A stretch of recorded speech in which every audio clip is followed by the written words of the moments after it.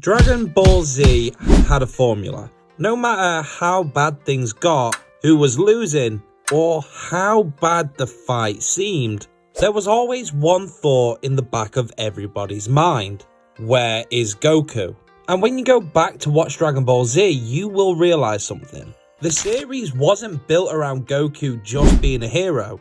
It was built around waiting for him. And every arc creates the exact same feeling.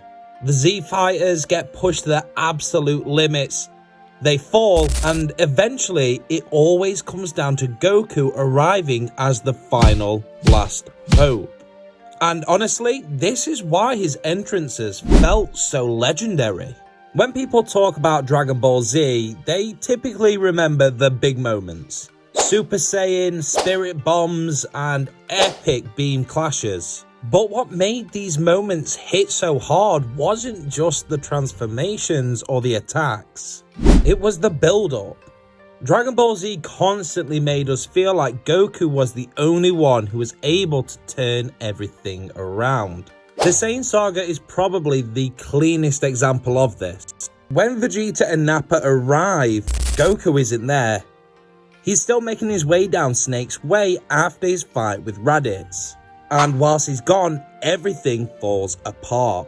Yamcha gets taken out, Chaozu sacrifices himself, Tien falls, and Piccolo gives everything protecting Gohan. One by one, the Z fighters are overwhelmed. The entire time there's a constant tension waiting for Goku to arrive. Even the characters themselves know they are in no position to win. They're just trying to buy as much time as possible. They're just trying to survive long enough for Goku to arrive. And when he does finally arrive, the atmosphere changes instantly. The moment Goku lands a punch against Nappa is one of the most iconic entrances in anime history. Because the story spent episodes making you feel how badly he was needed. Not just as a fighter, but as absolute hope. And Dragon Ball Z kept using this exact formula because it worked so well. And Namek takes this even further. Goku isn't just late to the fight, he's not even on the planet. Whilst Gohan, Krillin and Vegeta struggle against the Ginyu Force and Frieza, the entire situation just keeps getting worse and worse.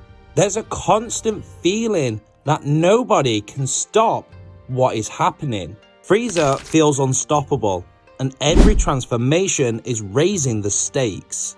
And then Goku finally arrives on Namek. His entrance against the Ginyu Force changes the entire tone of the arc. For the first time, it feels like they have a chance. But Dragon Ball Z still doesn't let things get easy. Because eventually Goku isn't enough and Frieza pushes him further than any villain has before. This is what makes the Super Saiyan transformation so incredible.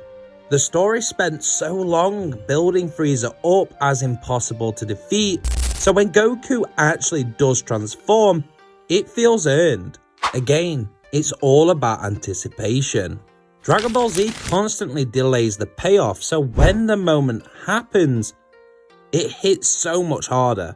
The Android Saga might be the best example of all of this. Right when the androids appear, Goku is taken out by the heart virus. And without him, everything just feels unstable. Vegeta fights, Piccolo steps up, and future Trunks helps carry the arc. But there's still a feeling that something is missing. But Dragon Ball Z does something incredibly smart here. For once, Goku isn't the one to finish the fight. The Cell Saga is geared towards Gohan. But what makes that work is Goku still feels like the center of the story. And his sacrifice against Cell is one of the biggest moments in Dragon Ball. Because it's the first time that Last Hope cannot save everyone directly. And honestly, that changes Dragon Ball Z. Then we arrive at the Buu Saga, and once again, we're all waiting on Goku. By this point, I'm sure Dragon Ball Z understands its formula perfectly. Because every time Goku returns, it feels important.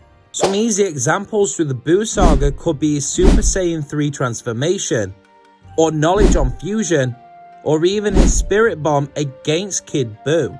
The story constantly paints Goku as the final answer when everything else has failed. Even when other characters become stronger or become more important through certain parts of the story, Goku still feels like that one person everyone can rely on most.